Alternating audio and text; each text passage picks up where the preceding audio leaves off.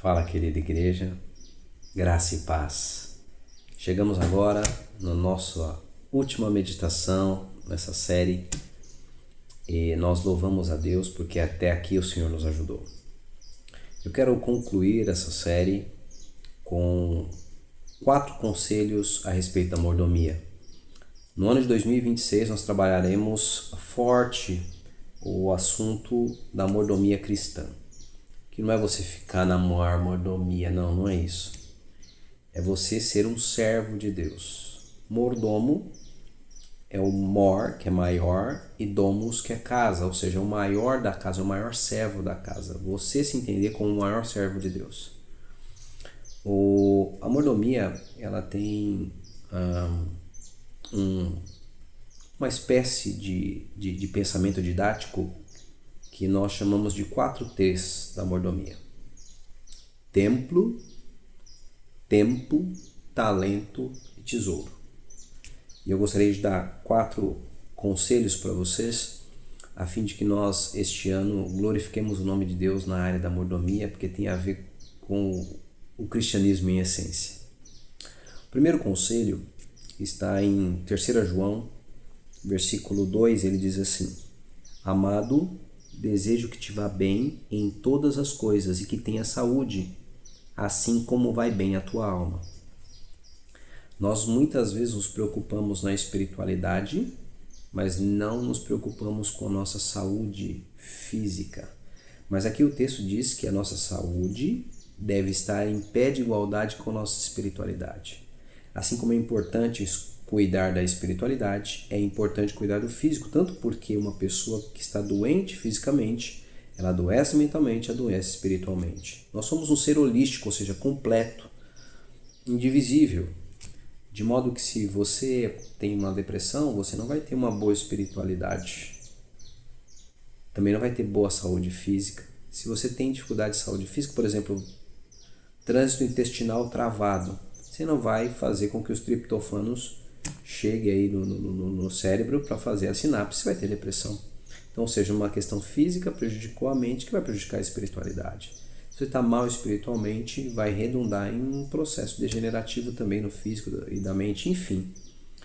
Nós somos um todo e a gente precisa cuidar de nossa saúde. Segundo conselho que eu quero dar para vocês tem a ver com tempo. No livro de Eclesiastes, capítulo 3, nós vemos o seguinte: tudo tem seu tempo determinado, há um tempo para todo o propósito debaixo do céu. Eu sei que a gente tem muitas coisas que a gente gosta de fazer, pensar e tudo mais, né? Só que o mais importante é a gente separar um tempo para Deus, que muitas vezes a gente esquece. Então eu convido você a administrar bem seu tempo, que você tenha tempo para trabalhar, para estudar, para se divertir, mas acima de tudo, que reserve um tempo para a consagração, a oração, estudo da Bíblia, meditação, jejum. É muito importante nós coordenarmos um tempo. E há um tempo determinado para todas as coisas. É você que precisa tentar. Terceiro T, né, da mordomia tem a ver com os talentos. E a respeito dos talentos, eu sugeriria aqui Mateus 25, do 14 até o 30, ele fala da parábola dos talentos, né? Que é quando um senhor vai viajar e antes dele viajar ele divide uma quantidade de talentos a um, uma quantidade de talentos para outro, uma quantidade de talentos para outro e pede que eles multipliquem esses talentos. E aquele que não multiplicou o talento foi jogado fora e houve choro de ranger de dentes.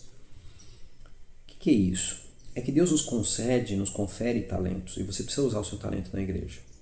Precisa usar o seu talento na obra. E é interessante que quando você usar o seu talento, você vai adquirir outros. E isso é muito, muito, muito interessante. Por exemplo, eu quando entrei na igreja, começaram a me ensinar Bíblia e depois me ensinaram dos testemunhos, do Espírito de Profecia. E eu adquiri um gosto pela leitura dos testemunhos. E aí eu fui numa casa aberta, que naquela época ainda a casa aberta era presencial. E lá na Casa Aberta estava vendendo um comentário bíblico adventista, volume 7A, que foi todo produzido por Ellen White. E eu queria aquele testemunho, só que ele estava em espanhol. E a gana de ler aquele livro foi tão grande que eu comprei o livro em espanhol e comecei a me acostumar com o espanhol. Então veja só, a gente adquire novos talentos à medida que a gente usa os talentos que já tem. E é isso que Deus quer fazer comigo, com você. Por isso que os jovens da igreja muitas vezes se tornam bons líderes na sociedade, no mundo, bons advogados, bons palestrantes, porque eles aprendem ali na igreja a utilizar os talentos dele, a lidar com o microfone, com o público, a organizar programas, e ele acaba sendo uma bênção para a sociedade.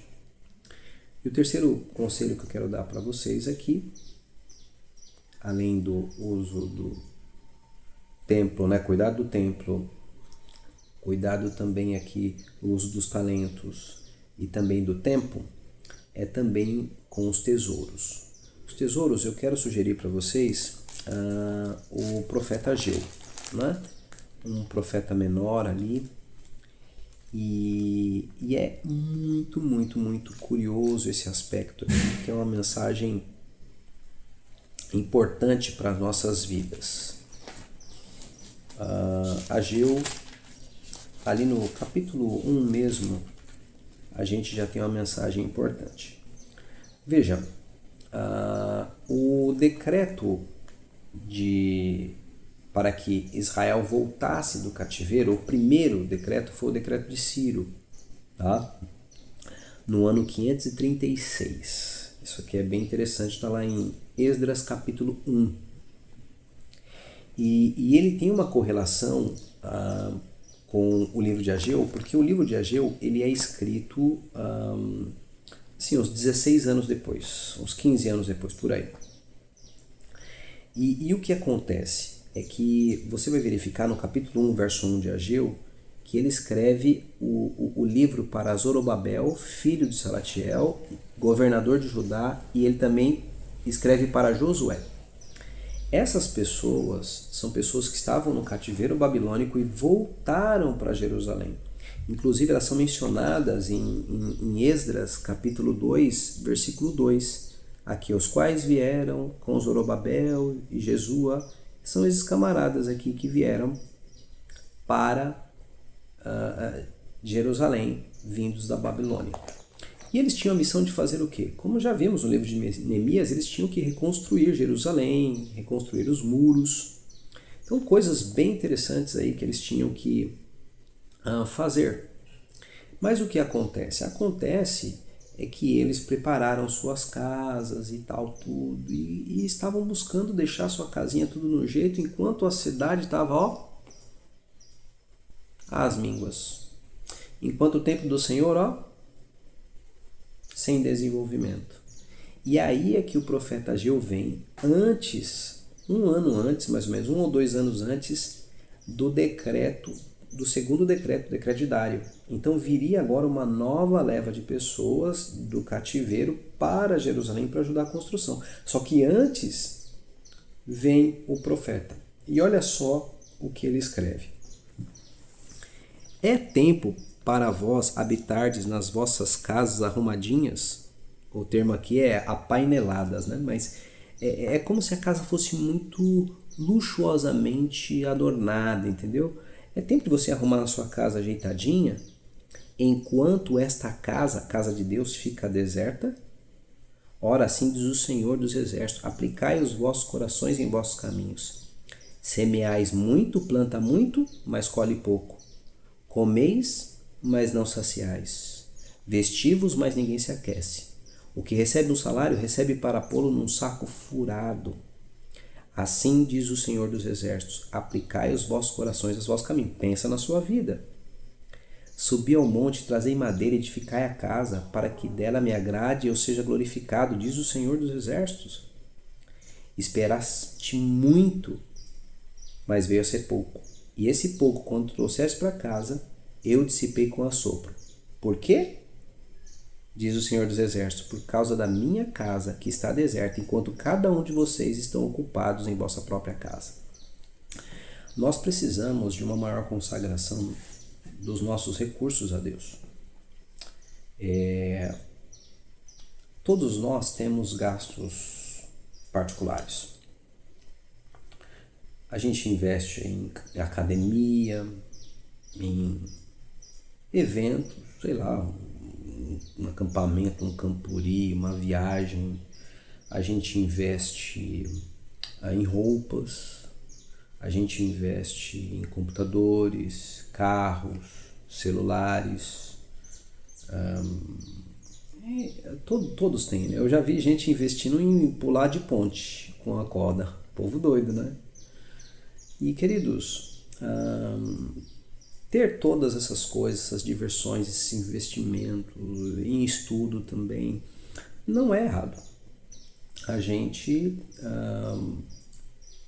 pode empregar os nossos recursos que temos em mãos com finalidades variadas, né? Que pode envolver uma questão de crescimento, pode envolver uma questão de enriquecimento, pode envolver uma questão de diversão, enfim.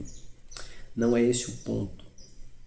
O ponto é que as pessoas que investem em todas essas coisas que são passageiras, muitas vezes deixam de investir fielmente na casa de Deus. Muitas vezes roubam o Senhor nos dízimos, nas ofertas. Muitas vezes exigem bastante da igreja, mas pouco contribuem. Veja, meus irmãos, é esse o ponto aqui de Ageu. Ele diz assim: é tempo de você cuidar das suas próprias coisas enquanto a casa de Deus fica às mínguas? Que em 2026 nós vivamos os 4 T's da mordomia. E este é um T, o das finanças, que a gente muitas vezes tem pecado. E a gente precisa se corrigir perante Deus. Se o amamos de verdade, demonstremos isso na prática. Mais doando do que requerendo. Que Deus abençoe.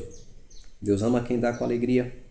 Que você seja uma pessoa que contribua para o engrandecimento da causa de Deus nesse sentido. E que em nome de Jesus, Deus nos abençoe para que nós construamos a casa de Deus.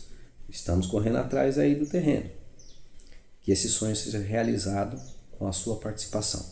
Que Deus o abençoe.